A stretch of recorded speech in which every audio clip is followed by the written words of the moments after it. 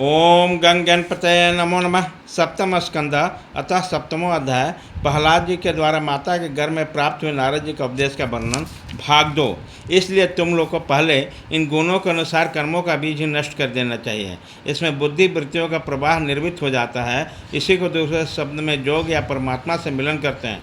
यो तो इन त्रिगुणात्मक कर्मों को जड़ उखाड़ फेंकने के लिए अथवा बुद्धि वृत्तियों का प्रवाह बंद करने के लिए ससो साधन है, परंतु जैसे उपाय से जैसे सब शक्तिमान भगवान में स्वाभाविक निष्काम प्रेम हो जाए, वहाँ उपाय श्रेष्ठ है। यह बात स्वयं भगवान ने कही है। गुरु की प्रेम पूर्वक सेवा, अपने से जो कुछ मिले वह प्रेम से भगवान को समर्पित कर देना, भगवान प्रेमी महात्माओं का सत्संग, भगवान की आराधना, उसके कथा वार्ता में श्रद्धा, उसके गुण और लीलाओं का कीर्तन, उनके चरण कमलों का ध्यान, उनके मंदिर मूर्ति आदि का दर्शन पूजन आदि साधनों से भगवान में स्वाभाविक प्रेम हो जाता है। सर्वशक्तिमान भगवान श्री हरि समस्त प्राणियों में विराजमान है।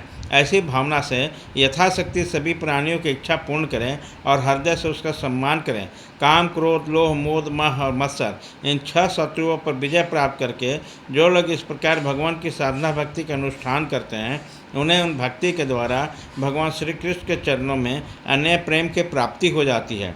जब भगवान की लीला शरीर में किए हुए अद्भुत पराक्रम, उसके अनुपम गुण और चरित्रों का श्रवण करके अत्यंत आनंद के उद्रेक से मनुष्य का रोम रोम खिल उठता है, आंसुओं के मारे कंठ गदगद हो जाता है और वो संकोच छोड़कर जोर जोर से गाने, चिल्लाने और नाचने लगता है।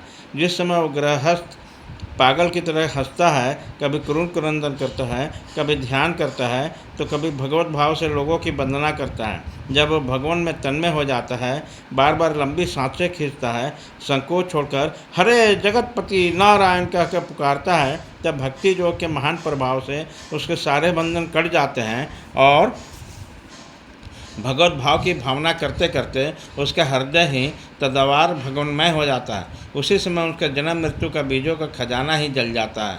यह पुरुष श्री भगवान को प्राप्त कर लेता है। इस अशुभ संसार के दलदल में फंसकर अशुभमय हो जाने के लिए जीव के लिए भगवान की प्राप्ति संसार के चक्कर को मिटा देने वाली है। इसी वस्तु को कोई विद्वान ब्रह्म, कोई निर्वाण सुख के रूप में पहचानते हैं। इसलिए मित्रों, तुम लोग अपने अपने हृदय में हृदयेश्वर भगवान का भजन करो। असुर कुमारों, अपने हृदय में आकाश के समान नित्य विराजमान भगवान के भजन करने में कौन सा विशेष परिश्रम है। वह समान रूप से समस्त प्राणियों के अत्यंत प्रेमी मित्र है। और तो क्या, अपने आत्मा है, उसको छोड़कर भोग सामग्री इकट्ठा करने के लिए भटकना राम नाम कितना मूर्खता है। अरे भाई, धन, स्त्री, पशु, पक्षी, पुत्री, महल, पृथ्वी, हाथी, खजाना और भांति भांति की विभूतियाँ, और तो क्या, मनुष्य संसार का समझ धन तथा भोग सामग्रियाँ इन क्षणभंगुर मनुष्य को क्या सुख दे सकती है। वह स्वयं एक क्षणभंगुर है। जैसे इस लोक की संपत्ति प्रत्यक्ष नाशवान है, वैसे ही यज्ञों से प्राप्त होने वाले स्वर्ग आदि लोक भी नाशवान और अपेक्षिक एक दूसरे छोटे बड़े ऊंचे नीचे हैं। इसलिए वह भी निर्दोष नहीं है। निर्दोष है केवल परमात्मा। न किसी ने इसका दोष देखा है और न सुना है। तथा परमात्मा की प्राप्ति के लिए अन्य भक्ति से उन्हीं परमेश्वर का भजन करना चाहिए।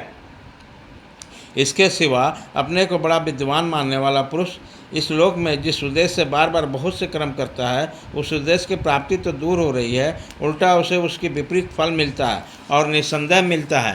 कर्म में प्रवृत्त होने के 2 उद्देश्य होते हैं, सुख पाना और दुख से छूटना।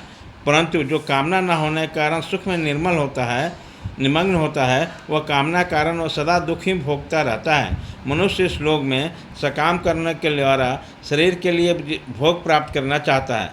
यह शरीर ही प्रायः सियार कुत्तों का भोजन और नाशवान है। कभी यह मिल जाता है तो कभी बिछुड़ जाता है।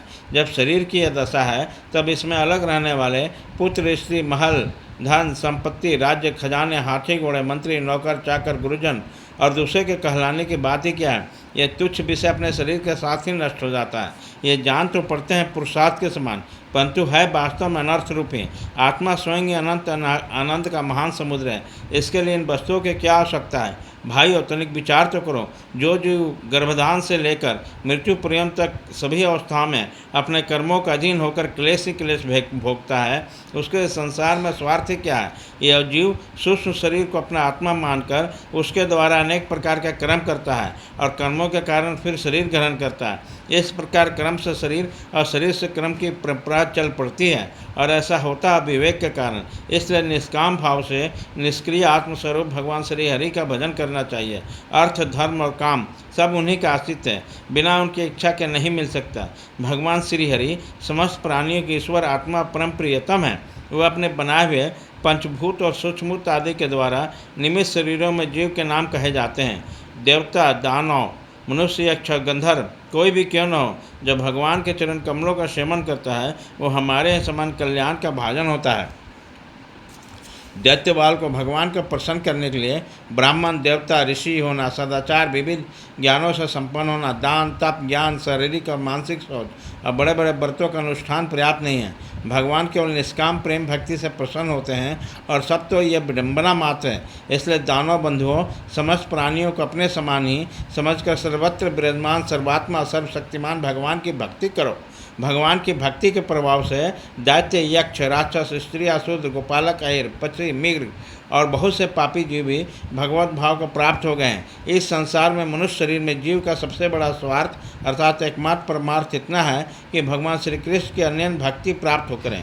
उसे भक्ति का स्वरूप है। सर्वत्र यह सब भगवान का दर्शन करें। इति श्री महाभागवते महापुराणे पारमहंस्यां संहितां सप्तम स्कंदे प्रहलाद चरित्रे दैत्य पुत्रानुशासन नाम सप्तमो अध्याय।